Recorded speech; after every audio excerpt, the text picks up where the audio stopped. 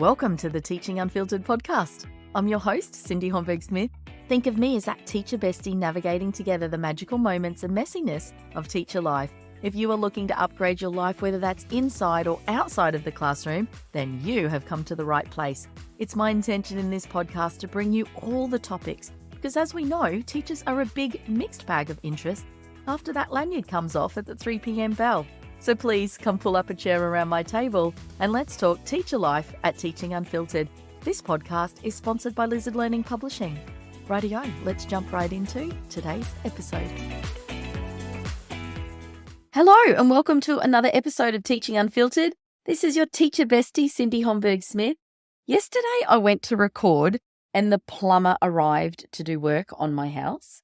Today, Rod, my neighbour, he has just started up the whippers. However, you know that I preach consistency. I created an entire daily review, literacy and numeracy program developed around what works, which is consistent delivery of the curriculum to reteach and revise and constantly review lessons and concepts taught.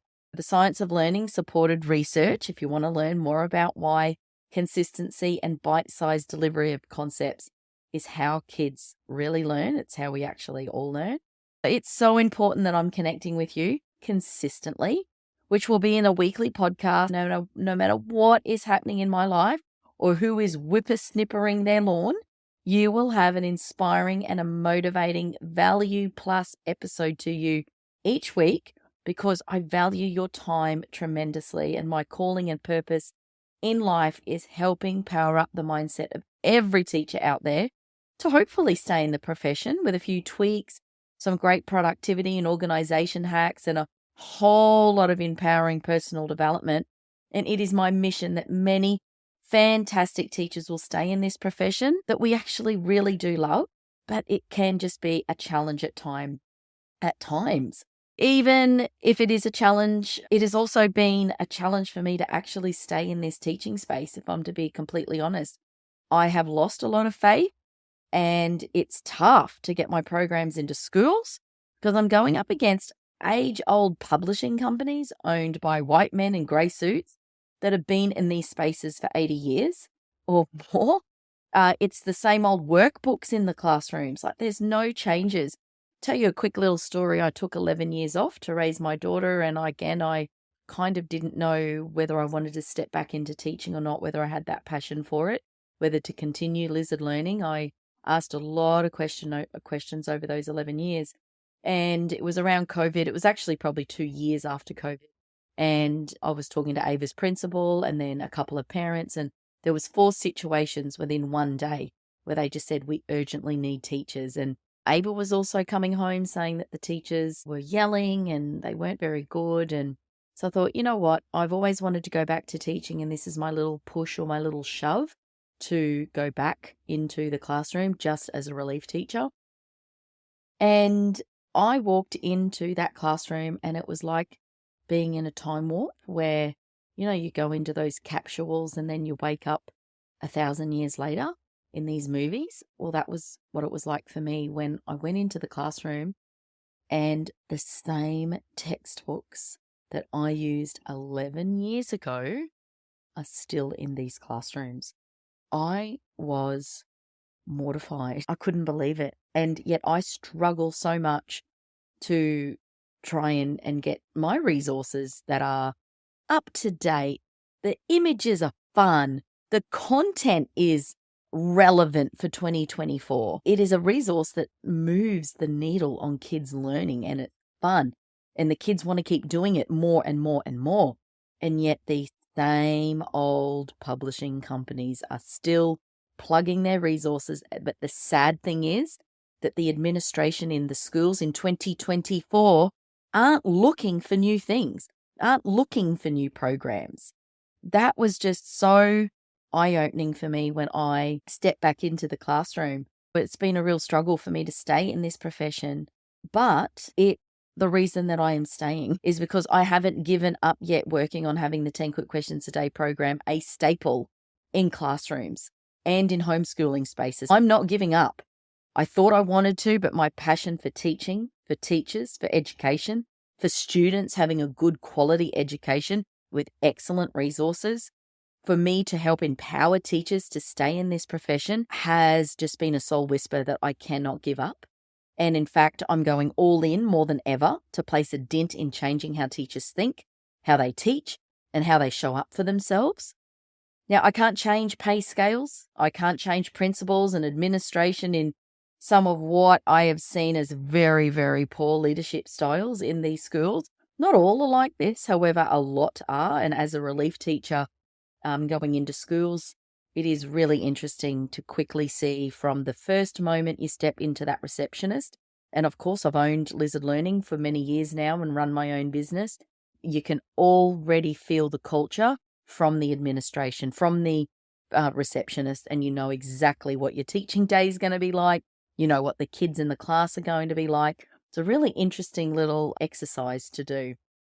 Now, I just really want to support the wellness of teachers and empower them to stay if they want to stay, but I also want to build up their confidence in themselves and their skills and abilities to see their worth if they may want to leave. Basically, I'm here to change the mindsets of teachers collectively, and this is why I stay.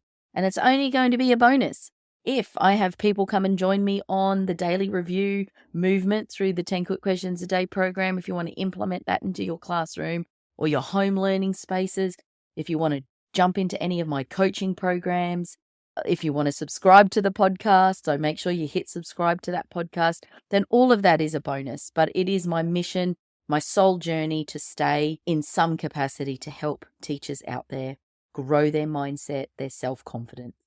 Now, the neighborhood mowing or not, we are going to be connecting together and growing together. And it's through this podcast where it matters that I show up as your solid, reliable little teacher bestie each week. Make sure you screenshot this episode and comment on any tips, tricks, strategies that you loved, and tag me at Lizard Learning on Instagram to help more teachers love their teacher life. Like I always say, my love language, words of affirmation. I really love seeing your comments on Instagram. Now, today's episode, it's a little bit different than the mindset ones. However, I thought I would throw in a classroom-related topic today for those of you who might need some valuable information around creating effective lesson plans. You might be a pre-service teacher at uni. You might be a new grad, and now that you're in a classroom, you don't get to see other teachers. This will be a really important podcast for you.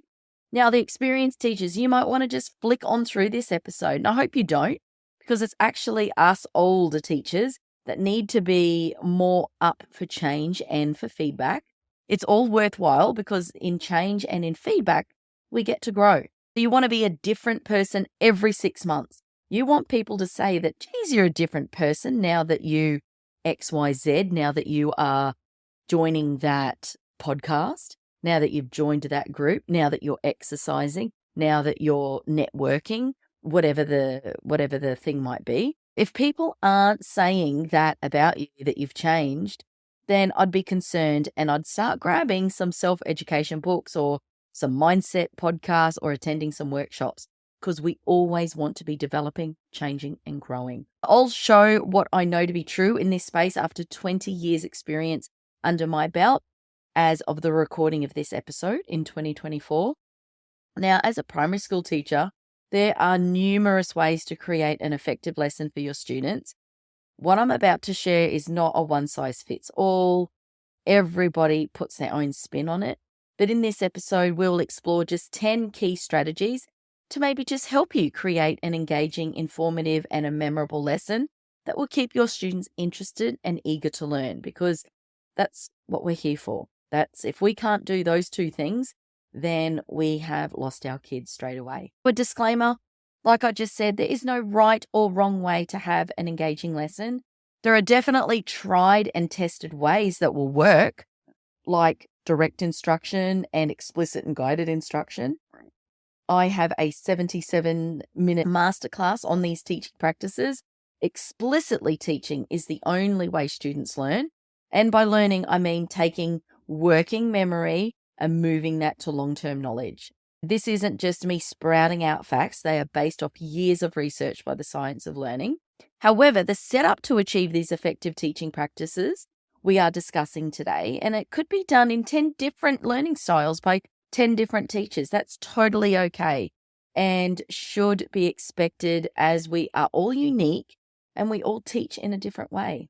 We are not going to sit in comparisonitis and compare ourselves to others. I'm only going to give you some of my ideas. Take what you love, disregard what you don't love, and formulate a plan that works for you, for your life, for your class, and for your daily schedule. Not the teacher next door, not your teaching partner, not Auntie Beryl, who was a teacher in 1965, and she wants to tell you how she taught 40 years ago. You do you, because that is always good enough. Now, let's dive in. You are never going to hear this at a uni lecture, this first tip. You are never going to read this in a teaching textbook or scroll the socials to hear this. You're going to hear it here first. You might have figured out that I am pretty obsessed with the psychology of what it takes to teach these days. Teacher well-being and wellness, self-education, and spirituality. And it is only fitting then that the first action that you take for an effective lesson is tapping into your mindset. We are always going to go back to the basic principles of goal setting, visualization, positive thinking, and knowing that thoughts become things in my work that we do together here on the podcast. We are always going to firstly feel the moment being as you intended. But this might not be the fun goal setting, like planning a trip away to the beautiful sunny destination. However, you do have a goal, and that is to have your kids learn the concept that you need to teach and learn it easily and effectively in the fastest way possible, with a whole lot of fun thrown in. Set the intention. Remember, the universe brings you what you are feeling. So feel today will be a magical lesson. Imagine this lesson going exactly how you want it to. That's the spiritual practice you can place into your lessons. Then, of course, they need to be followed up by actions. Number 2, begin with a very clear learning objective. The first step in creating an effective lesson is to begin with a clear learning objective. This objective, it should be specific. I always struggle with that word. Measurable and achievable, and should guide all aspects of the lesson, from planning and preparation to instruction and then to the assessment. Most disruptions in class come from teachers not providing a clear objective, what we are learning, why we are learning it, and each stage explained. How we are going to learn it step by step in bite-sized actionable pieces, with a delivery of small digestible pieces of information taught consistently through practice, review, revision, and reteaching. You know, I always love to give examples. I'm never going to just leave you hanging. An example, today you might be saying to the kids, if you're talking about angles, we're going to learn all about one angle, which is the 90-degree angle, what it looks like, why we need to know it, and where we can find 90-degree angles in our daily experience. But you can see that those details, they're specific. They are measurable. We can easily do each objective. We can instruct it, and we can show a 90-degree angle, and then we can assess that. This is also very much direct instruction teaching. Now, I taught only through explicit and guided instruction. There wasn't a lot of group work in my classroom, because group work doesn't work. It's okay for social interaction. However, if learning is your classroom objective or your classroom intention, then group work will not have your kids retaining information for that long-term knowledge, which is always our goal. I want you to watch my masterclass if you're interested in any of this stuff. It'll be in the links below in the show notes, and I explain further what direct instruction is and how you could increase your students' results and their confidence using this teaching method. Number 3 is we are going to use visual aids and interactive materials, incorporate technology and multimedia. You guys know that this is the biggest push, and this was the biggest thing when I came into doing relief work after an 11-year break. My gosh, it was just, these classrooms were ramped up with their technology. This is probably not going to be anything new, and it is very, very short. Visual aids and interactive materials can be extremely effective in capturing students' attention and helping them understand complex concepts.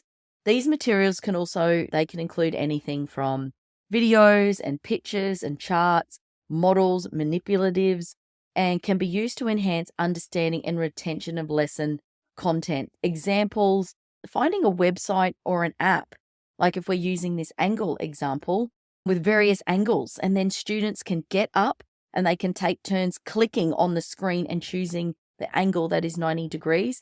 We're also remembering the curve of forgetting, which is in the masterclass. Kids can only remember, like with the little ones, it's only 2 to 3 minutes of information and then they are distracted. And with the older kids, up to 10 to 15 minutes.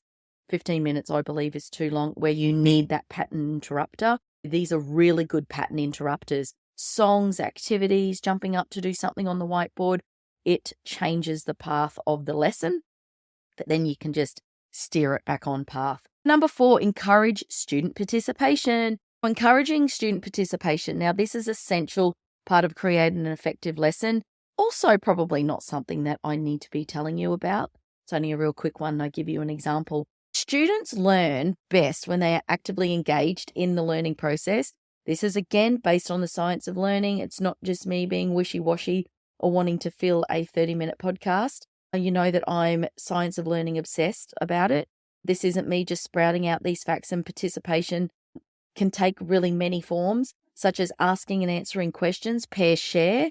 You might just say, okay, let's get into pairs, and you're going to share with your partner another 90-degree angle that you can see in the classroom, or you might have some hands-on activities. My personal favorite is whiteboard work. It's very much I do, we do, you do basics to it. When I was a full-time teacher in year 3, for angles, I would actually stand on the desk so my kids could see, okay, so not exactly an OH&S safe activity. However, the kids would be standing too, but not on their desks though. I would yell out an angle so they would see me standing on the desk so they could see it because I was projected up a little bit higher. And I would yell out an angle and they would have to use their feet to show me. And I was doing it too. That was that instant feedback showing them. And I could give them that instant feedback to each child, or they would see that they didn't have it quite right and they were able to self-correct. That's always bringing that back to that self-directed learning. I have this incredible masterclass on the 5 strategies for an empowered day. These are the only 5 elements that you really need in your teacher life to be organized, prepared, and understand how your students learn and really retain information to get those great grades and a teaching program to implement. Time for a quick break, but I will be right back with today's episode. We are so proud to say that the Teaching Unfiltered podcast is sponsored by the 10 Quick Questions a Day program and the Teacher Mastermind Members Hub, run by my company, Lizard Learning, the only daily and consistent whole school-based teaching program to revise, consolidate and reinforce the fundamental basics in literacy and numeracy. It only takes 20 minutes to cover over 10 curriculum areas, giving you the peace of mind that you will see gaps in learning instantly. There will be no more sitting around in your room at the 3 p.m. bell. You know with confidence that you have covered all the fundamentals in 2 very important learning areas every day for 40 weeks when you implement the 10 Quick Questions a Day program into your classroom. The program is based on the science of learning, so each page is designed for explicit and guided instruction for the continual practice and revision daily our kids need to truly understand and succeed in their learning. Dramatically increase your students' confidence and results without you having to plan and write and create or take even more time away from the things that you love. Saving your sanity in this done-for-you must-have teaching resource. The questions are actually fun. So if you're educating a child today, you have got to check out lizardlearning.com. I talk about these principles that I'm talking about here, which are based on the science of learning. So the link will be below again to access that. It's just a really cool masterclass. And you can actually also log this in that 30-hour professional development that you have to do to keep your registration relevant. It's really worth checking out. Now, number 5, keeping lessons relevant and relatable. Lessons that are relatable and are fun and relevant to students' lives are more likely to be engaging and memorable. There is no point teaching the principles of a 90-degree angle to a preppy. Totally not relatable, not understandable, and not necessary. Teachers can achieve relevancy and relatability by connecting the lesson to content, to current events, things that are happening on the news, students' experiences, popular culture. So example is having kids walk around their environment, in this case their classroom, and they can point out all the right angles in their classrooms, windows, doors, desks, books, boxes, etc. Number 6 is provide opportunities for reflection and feedback. Providing these opportunities for reflection and feedback can help students solidify their understanding of lesson content and improve their learning outcomes. Teachers can achieve this by asking students to reflect on what they've learned and provide feedback on their learning and the effectiveness of that lesson. The feet example with my angles when I would do that on the table, it's a great way for me to instantly give that feedback on an incorrect angle. That whiteboard work is also another great feedback strategy. Students write their answer on the whiteboard, they hover so nobody can see their answer, and then they chin it to reveal the answer up to their chin. And I can instantly see the students who understand the topic that I am teaching in real time. Number 7 is build on prior knowledge and skills. This is so important part of creating an effective lesson because teachers can achieve this by linking a new concept to students' prior knowledge and skills and providing opportunities for students to apply their knowledge and skills to real-world situations. You may have already done work on angles, starting with big and little angles, then you move to acute and obtuse angles. In this lesson, you can build on that to incorporate the specific names that we give to each angle, and you can build upon that. So remember also, we're not thinking big. We're not overthinking things. This stuff can just be really simple. It can be a little conversation that you have at the end of the day, and you can do this little 5-minute conversations, 2-minute conversations regularly to keep continually reinforcing these new concepts. Number 8, this could also fall into spaced learning, which is that regular revision, review, and reteaching necessary for students to transfer working knowledge into long-term knowledge, which is what I was just talking about with those just quick little 1-minute, 2-minute conversations every single day. You must be reviewing content that you taught yesterday, last week, and last month. We can only learn 2 to 3 concepts in a learning day. If we aren't reteaching new concepts, that knowledge is gone. We need up to 40 repetitions of information for it to stick in our long-term knowledge. Number 5, we are going to scaffold instruction and this support. Scaffolding instruction and support can help students successfully complete challenging tasks and achieve learning goals.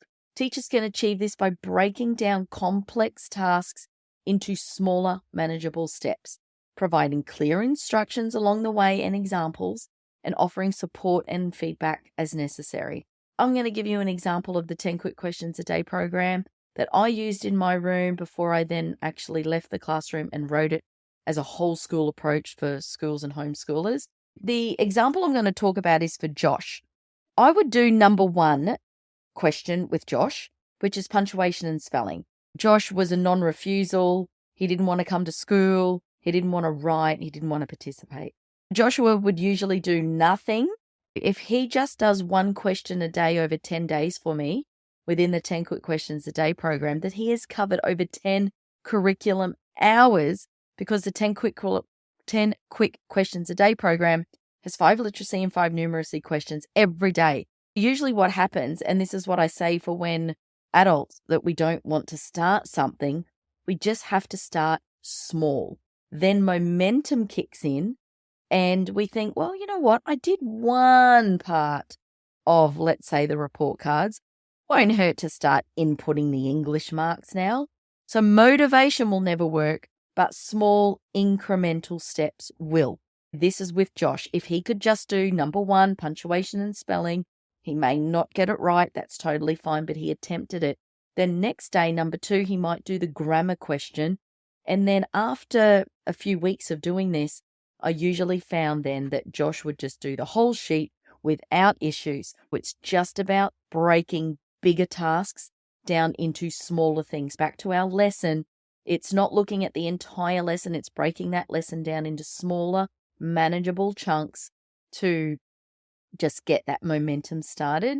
Now, number 10, and this is our last one, incorporating movement and physical activity.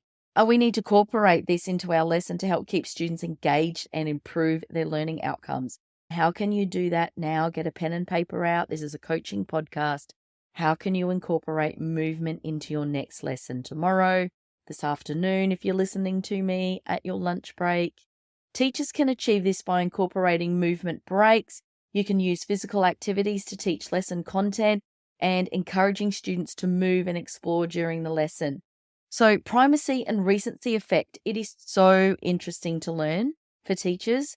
Jump straight into the masterclass. It's all about, I give you some information about the primacy and recency effect, where I explore in-depth research. And once you know it, you will never teach for a full, even 20-minute lesson, let alone a 40-minute lesson ever again. When you know students are only listening for the first few minutes of what you say and the last few minutes of your lesson, trust me, you are going to be closing in on that gap in your lessons and reducing the fluff and just getting on and teaching the stuff. That is an Anita Archerism, I think they call it. Now, take a screenshot and I'd love you to tag me at Lizard Learning and tell me what you learned and loved from today's episode. It's really important to me that every teacher, homeschooler, anyone educating a child today learns the lessons that I teach in these podcasts, because they will always get something from them to empower their teaching. Now, I'm going to give you just some last words.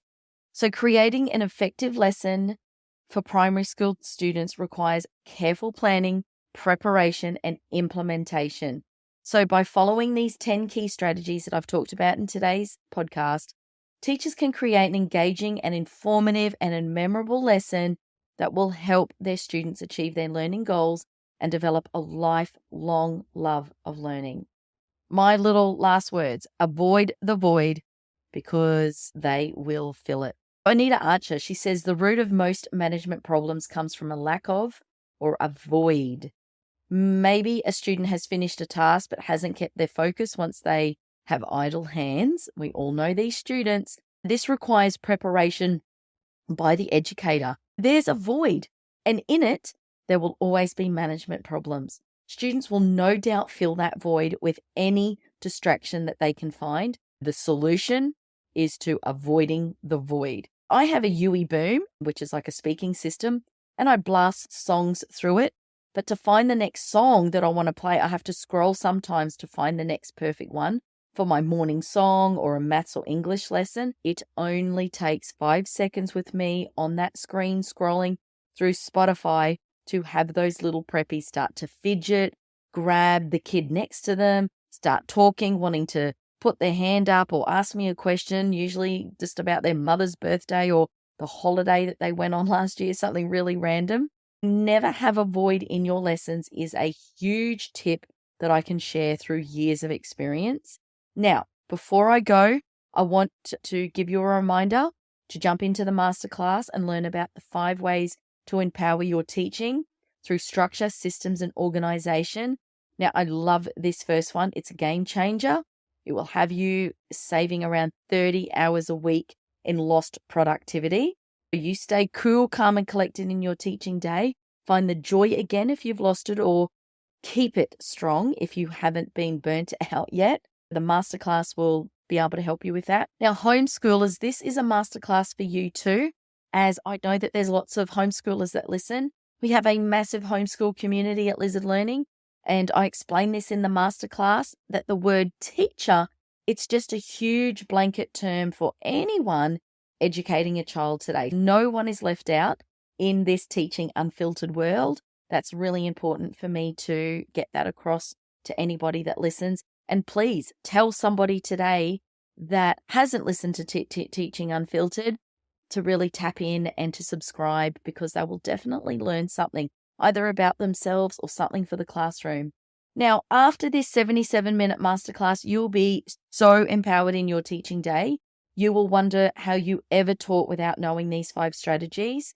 Not to know them is really putting you behind the teachers who have learnt them. It's really juicy stuff.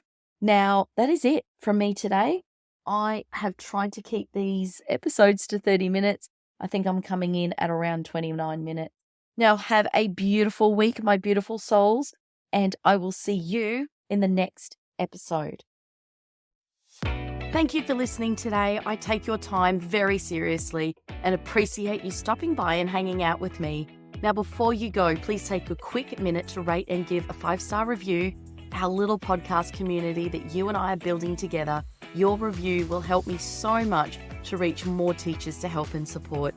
Now, until next episode, you can head to the website Lizard Learning for all the resources to empower your teacher life. And I'll see you in the next episode. Hey, if you have enjoyed my podcast so far, I please ask you to subscribe, rate and review wherever you listen. This helps us reach more listeners to inspire, motivate and empower. I encourage you to tag your friends and give the podcast a 5-star review, as this will really help this little podcast grow. If you find any value today, please take a screenshot of the episode with the comment that resonated and share on Instagram at lizard_learning. My love language are words of affirmation, so I love receiving your messages, your kind words, and to know that I'm bringing you content that will move the needle from where you are to where you wish to be in teacher life. Thank you so very much for listening.